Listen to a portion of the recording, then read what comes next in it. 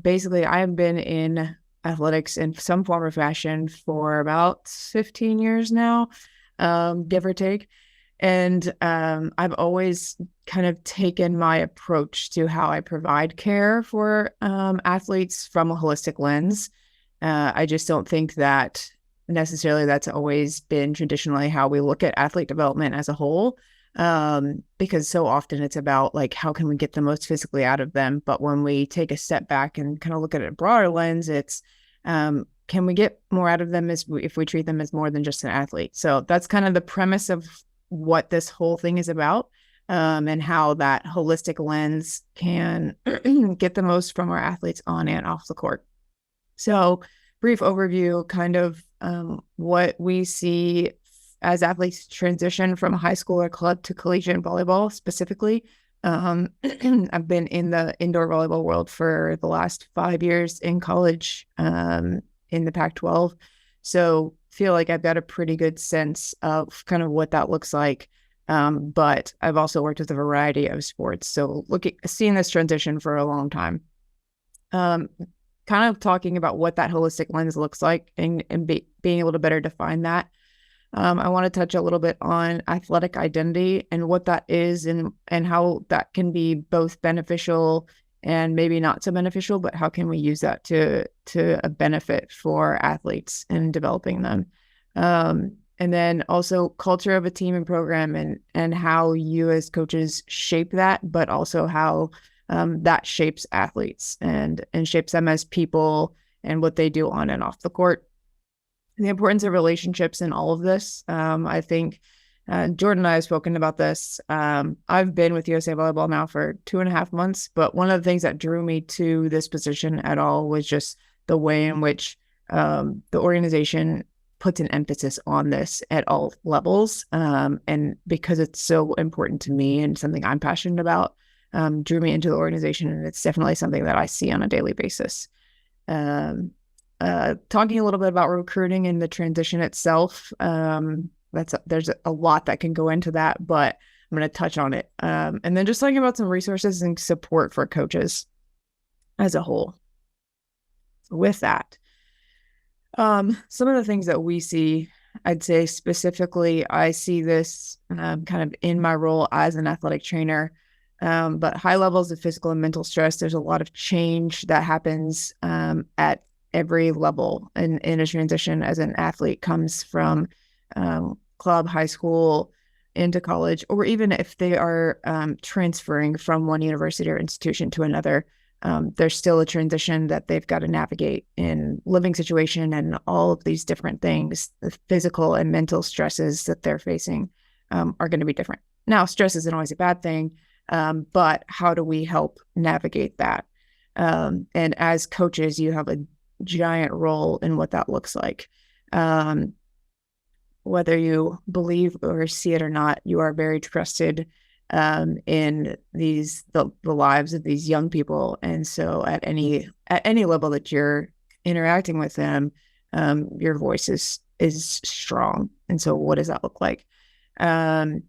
We see a lot of the recognition or lack of recognition of the athletic identity, and then mental health or just navigating what that looks like. There's a lot of conversations around mental health, and this is not going to be really focused on mental health, but just taking that into account and what that can look like as they make a difficult transition.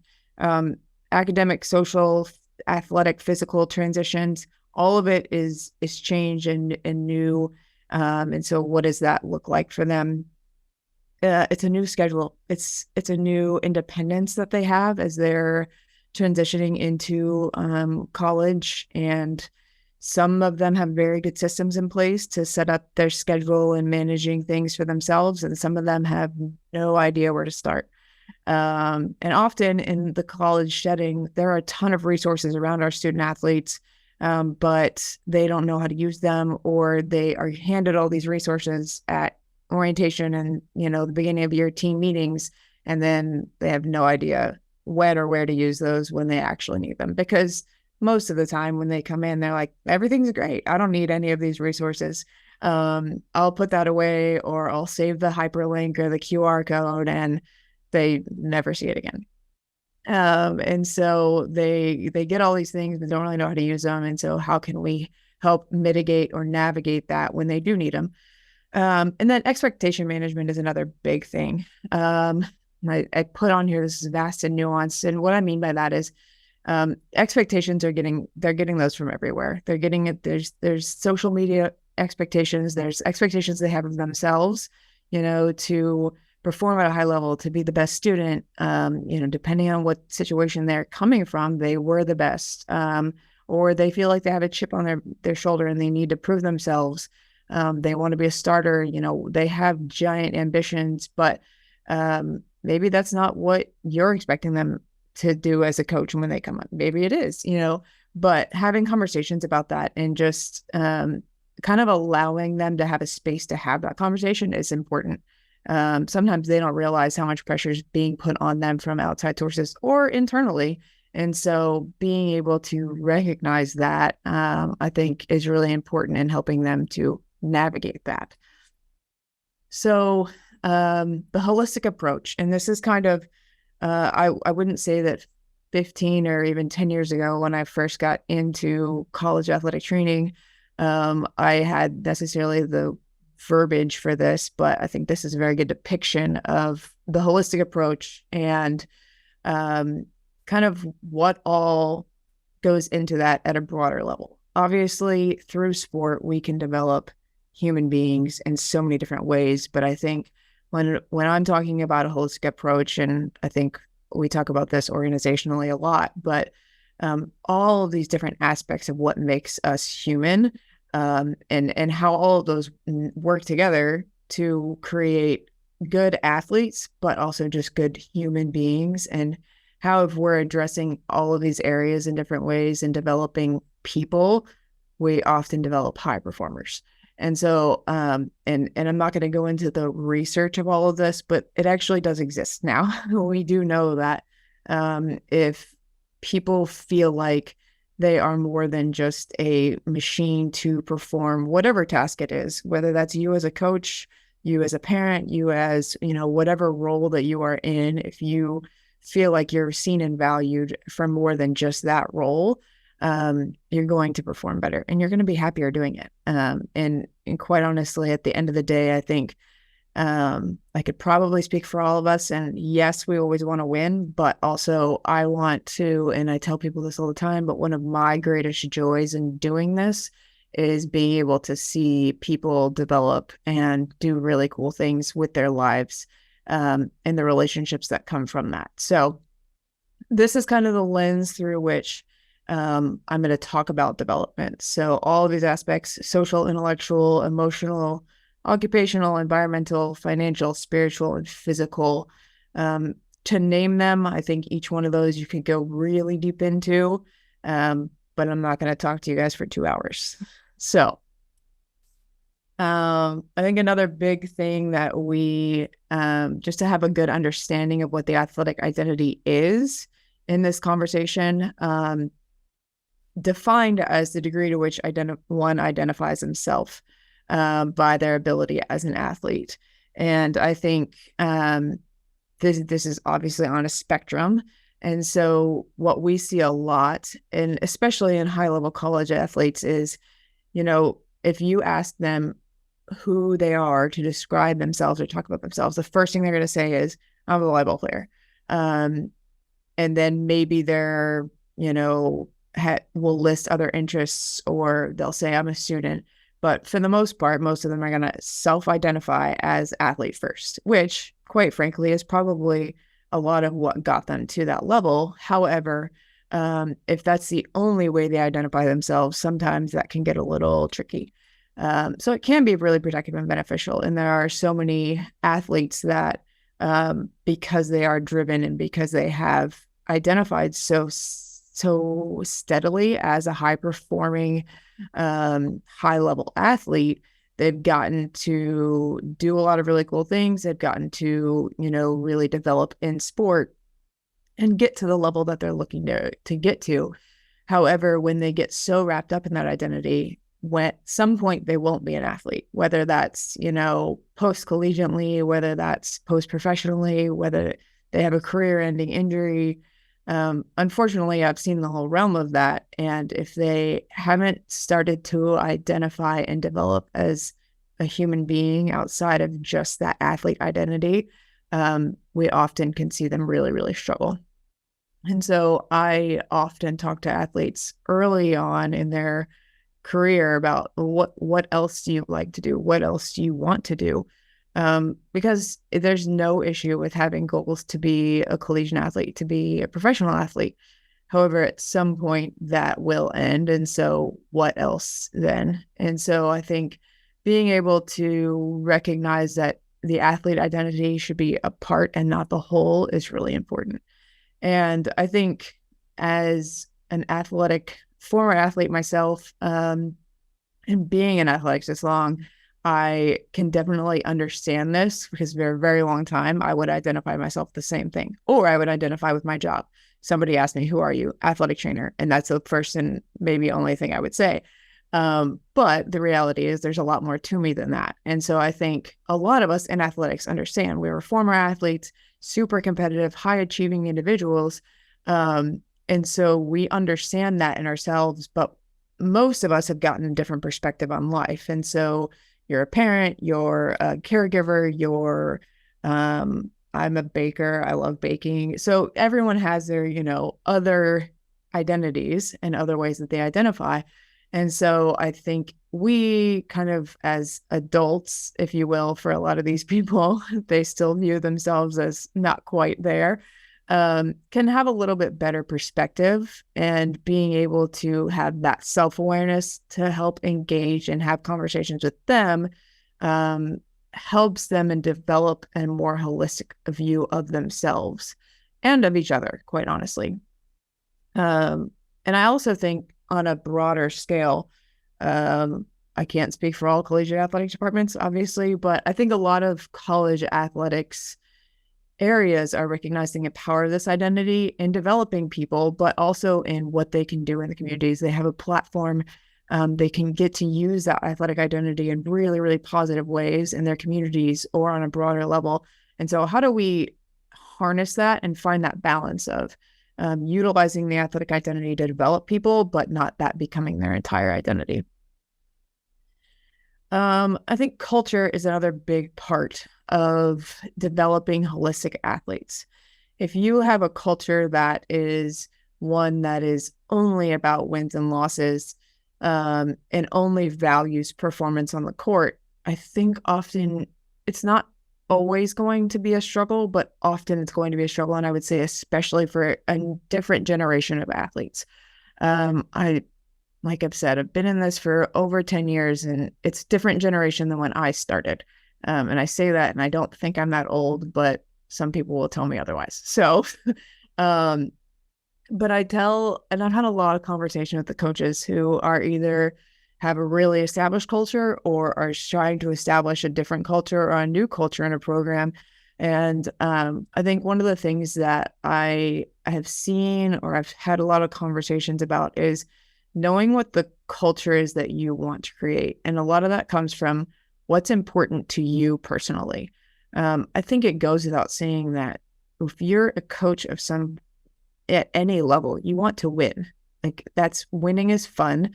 But what else is there? What else is important to you?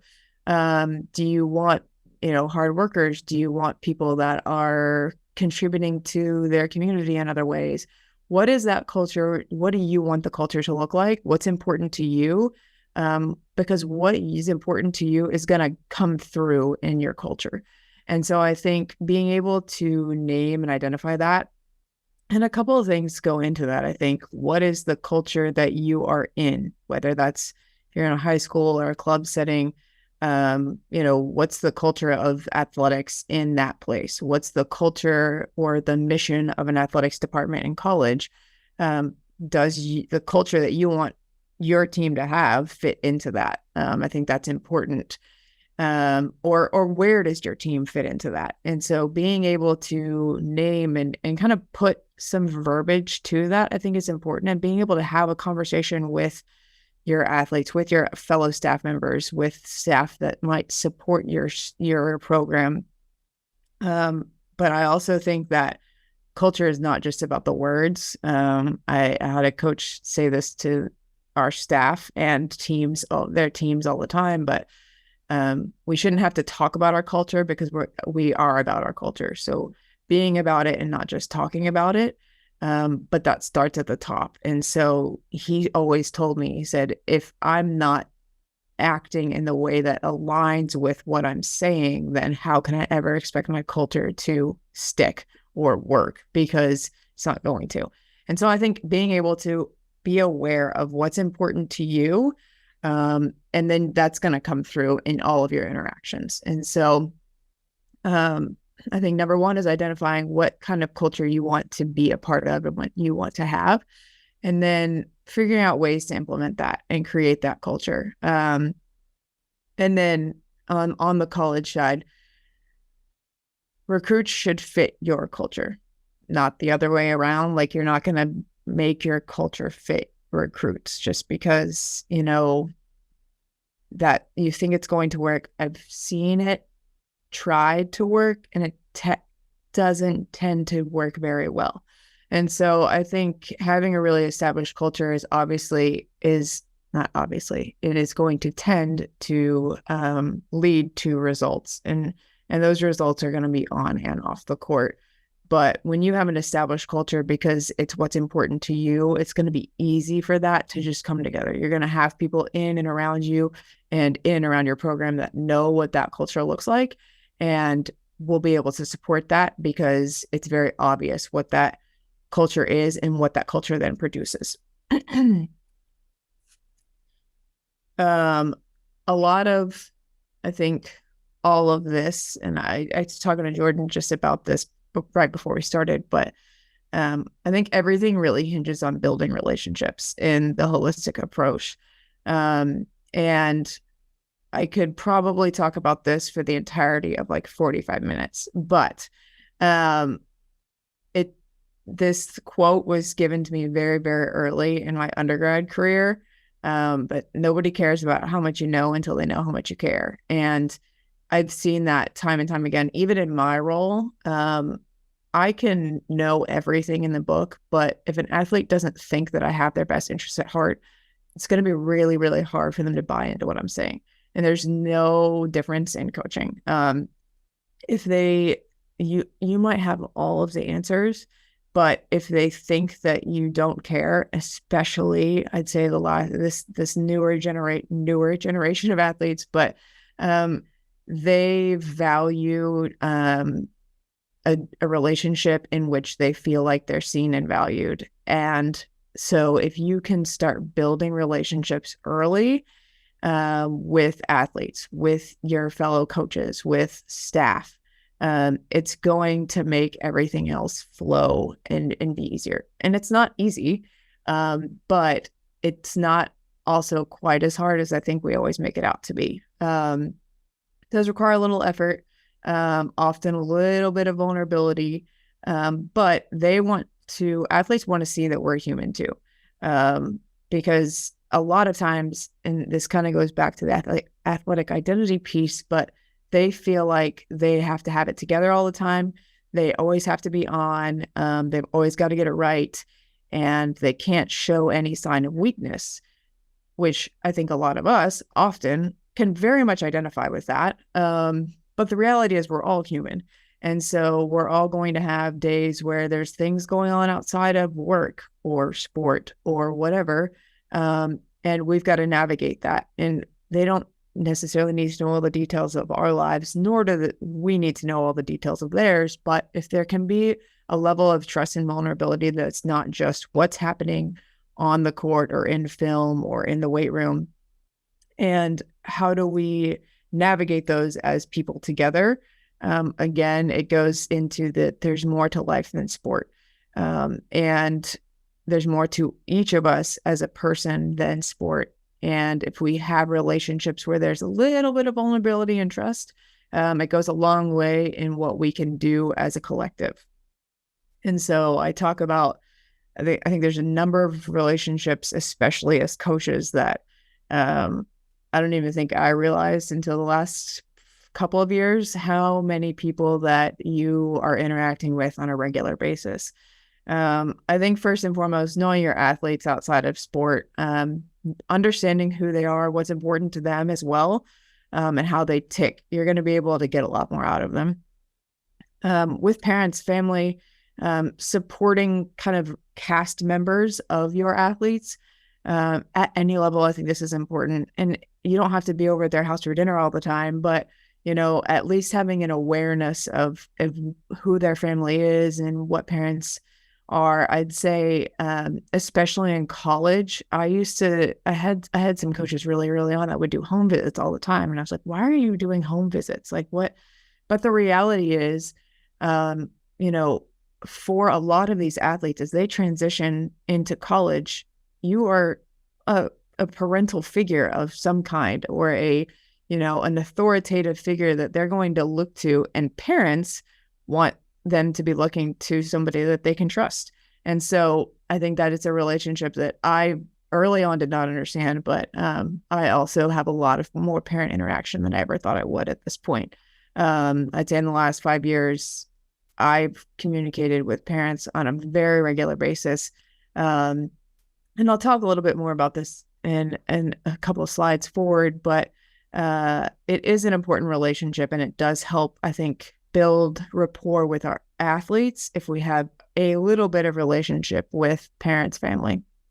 And then within a department or a community, so whether you're in a school or a club setting or a college setting, you're in a larger community. So whether you're on a campus, you're in a small town, what is, you're going to have a presence there. I obviously I've been at a large Pac-12 university in a small town for the last 5 years. And so everybody knows who athletes are, and you're going to have a presence in some of these places. And so and your name is going to be known, but what does that look like? And that goes back to the culture, but building those relationships can be really, really beneficial to both your athletes and to your program, but also to the community. And so how does that look? Do you like volunteering in the community? Does your family like to be in the community? Do you have a lot of families at your games? There's a lot of places for you to be able to connect and communicate and maybe get more support for your program at any level if you are able to make those connections and build relationships. Kind of going a little bit into the transition and just some things that I've picked up on from coaches over my years in college athletics, but that goes into this kind of holistic piece of developing athletes. And I talked about this earlier, but understanding the importance of your voice and words. What we say and how we say it matters. As figures that are seeing athletes on a very, very regular basis, I see athletes daily. I'd say most coaches see athletes daily and are interacting with them daily, depending on what you're at in a year. But for the most part, you have very, very regular communication.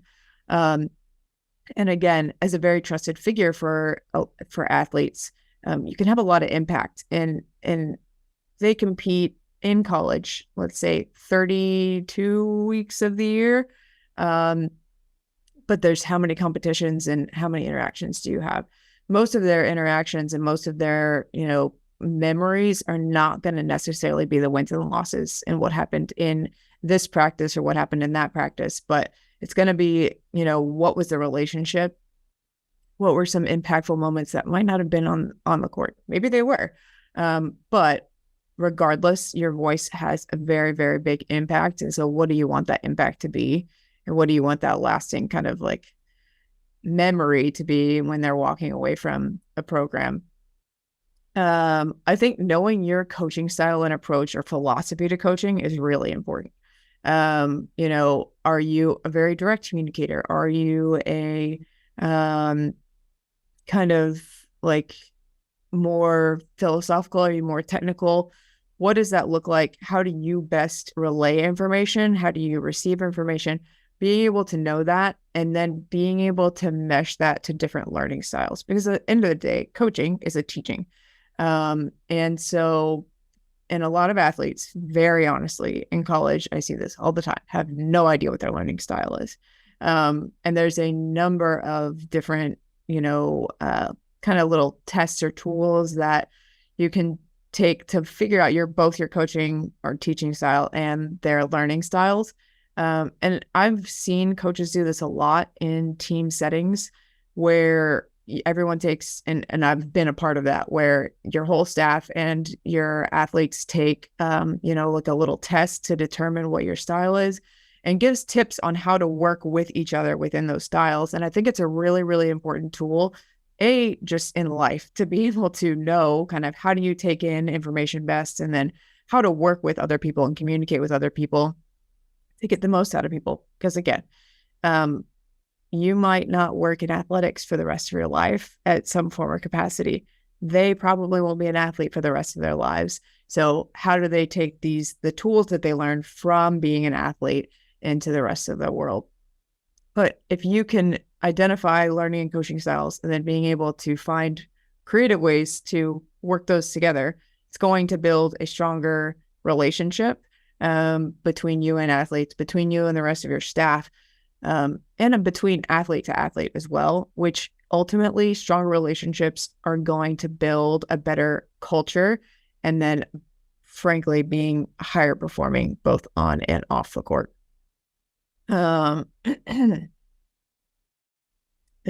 couple brief things on recruiting. And again, a lot of this goes back to the relationship building, knowing the athlete on and off the court. For those of you that are on the side of you're trying to help athletes get recruited, or coaches, but knowing that in college that are recruiting athletes in, but knowing athlete goals and priorities. What do they want to do professionally? What do they want to get a degree in? For coaches that are in college, what is your university known for? What are some of your strongest programs? And sometimes it's a matter of knowing what programs work well with athletic schedules, or don't work well with athletic schedules. At the end of the day, yes, we want them to get a degree and we want them to be well-rounded, but sometimes if they need to do, student teaching for this many semesters and this doesn't work well with, a competition schedule, then there may be some issues. Or do they work well with athletics? Knowing those things are super important. What are their on-court goals and aspirations? Do they want to play in college because they want to go play professionally afterwards? Do they want to play in college because that's the only way they can get a degree? Kind of knowing what those goals and motivators are is really important. If I've learned nothing in my time in athletics, it's that every sport is very well connected, between the club and the high school and college. There's a ton of connections. And so coaches utilizing those connections to help student athletes is really, really important. And then doing your homework and research. I have had a number of sport administrators tell me that if there was anything that their coaches would do, it would be do their homework.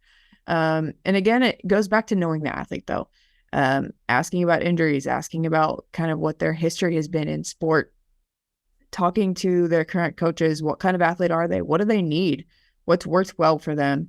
What hasn't worked well for them? And then on the other side of that, if you are a coach in a club or a high school or a younger setting, knowing your athletes to be able to position them in places that they're going to thrive. Do they need to be closer to home? Do they need to get away from home and get outside their comfort zone? And being able to, again, you're a strong voice for them.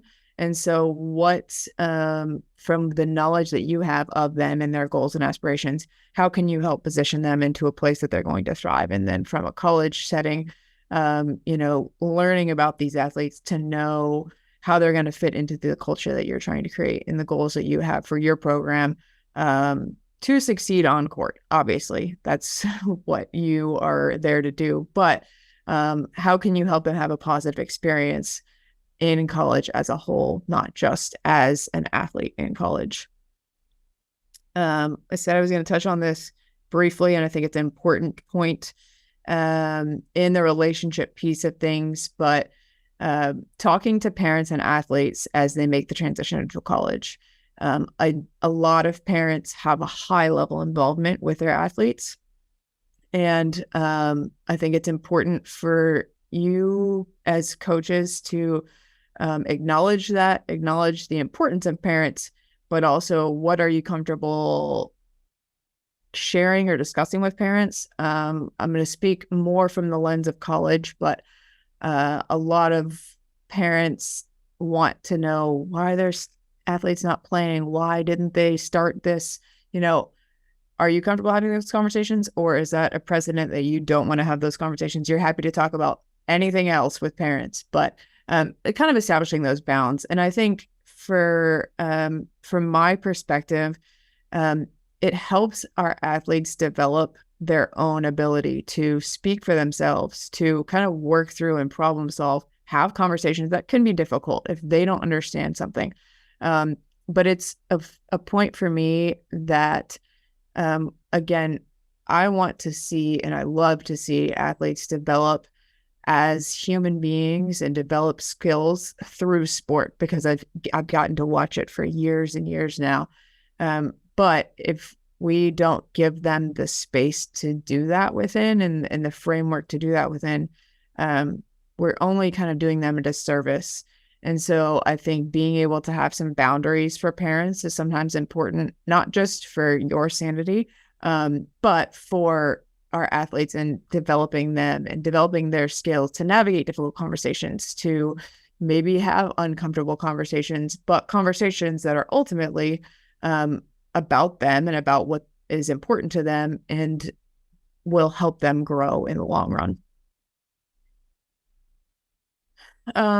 I will talk a little bit about physical transition to college, just because I think I'd be remiss not to as an athletic trainer. But quite honestly, the focus of this is more the overall approach. And so a couple of things that I think are really important to consider are lived experience and background, culturally, racially, ethnically, gender expression, gender identity, spiritual, religious backgrounds. All of these things, we don't need to know everything, but the awareness that whatever their lived experience and their background is going to shape a lot of who they are to this point and will continue to. But just having a level of awareness about that and what that might do to their transition and what effects that might have to their transition. Maybe this is a place where they're still exploring that, or they get to as they come into college. Or maybe they have a really, really strong identity in some of these areas, and they want to make sure that they're able to still foster those areas of their identity when they get to college. There's a whole range that, they might fall on, but being able to just have the awareness that when we come into college, when we have athletes come into college, it's a melting pot. They're coming from all over the place. I've had athletes from all over the world coming together. And so what does that look like? Routine time management skills are something that they are either really good at or really bad at. There doesn't seem to be a whole lot of in between, but it's something that they're going to start learning to navigate one way or the other. They've got to learn to manage their time. And I say this a lot, but there's not really work-life balance or sport-life balance, but figuring out how to harmoniously meld things together in a way that's still manageable is important. But I think it's important that they do have a little bit of time and energy for other things. Wellness screens and daily readiness are things that I think we're seeing a lot more of. And I think it's really important. I put this on both the off court and the on court for physical considerations in transition. But having a level of what normal is for them and just making that a very routine part of their daily life gives us a lot of information, but also allows us to identify things earlier rather than later. So if we are doing a daily readiness screen that I've been in a lot of programs where coaches, athletic trainer, and sports strength conditioning see that. we'll notice trends. So if we're noticing, oh, they're not sleeping, they haven't slept much for the last, 2 weeks, and it's not finals, what's going on? Allows us to see things earlier rather than later. Physical considerations in transition. Did they play other sports? Kind of what's their background in the sport? How were they trained? Injury history and interaction with sports medicine, prevention and recovery strategies, big piece for me. I'd much rather us be able to see them less frequently for very minor things or for prevention and recovery than all day, every day, because we have a major injury. Can't prevent them all, but we'll prevent what we can. And then just strength conditioning. What have they done? If they've done it, prevention and periodization, all kind of just things to have an awareness of as athletes are coming into your program, whether that's as incomers new to college or transfers, because there's always differences between programs. Early transition, building relationships, ensuring resources are introduced, managing those expectations. We talked a little bit about that earlier. I had to be told this a lot early in my career, and I think it's a good reminder for me and for coaches, but it's okay to ask for help or not have an answer immediately. We live in this age of everyone needs an answer immediately. We might have to go do some research. I might not have the answer, but I probably can find somebody that knows it, or I can do a little research and find it out. I'll get back to you. I've found it's a lot better to do that and admit that I don't know all the answers than give a wrong answer or point them in a wrong direction. And so I think that's important for us to remember as well. And then encouraging them to build and connect on campus and in the community. Support for student athletes in college is vast. This is probably a simplified list of support. But I think what it's important for coaches to recognize is there is a lot of support for your student athletes, but that in turn supports you. And so if your athletes can be plugged into and utilizing these, and you can collaborate with these areas, it's only going to benefit the athletes in a holistic way. And I've listed a lot of things on here because, again, I'm looking at the holistic approach and not just the physical side of what that transition looks like. I would be very remiss if I did not touch on this slide, but coaches are humans too. Knowing your why is really important. If you can go back to that, it's something I have to do all the time. Not have to, but I choose to do all the time. It's long hours, it's high pressure, it's high demand. But knowing what is your why, grounding why you're doing this, why you're showing up every day, allows you to show up better. Being able to create support around you personally and professionally, said work-life harmony can exist. It is not necessarily going to be balanced, but you are a person outside of just your job. And so being able to recognize and identify with those things and support those areas of your life as well, and be in an environment that can help you support those areas of your life is going to make you a more successful coach and help you better build relationships and develop these athletes.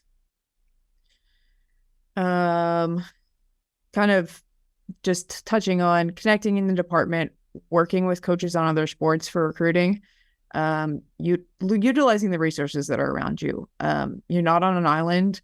I have coaches, I've had new coaches that are often like, I don't know what to do with this. Like, I have no idea where to go for this. And they're just asking at me and the strength and conditioning coach. And I don't know either, but ask questions. Whether you're new in a department or you've got new staff or you're facing a new situation, somebody around you has probably faced it at some point, or they face something similar and can help.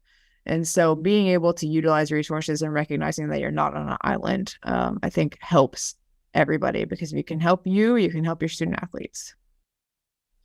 I'm going to rapid fire through this. But I think there's super important things to just think about as I'm closing up.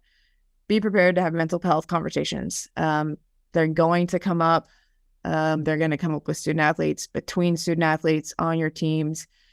but utilize resources around you too. I've been a part of a lot of those conversations. I've been really, really fortunate to work with strong counseling departments or sports psych individuals that are helping mediate some of these conversations and really helping coaches mediate these conversations as well.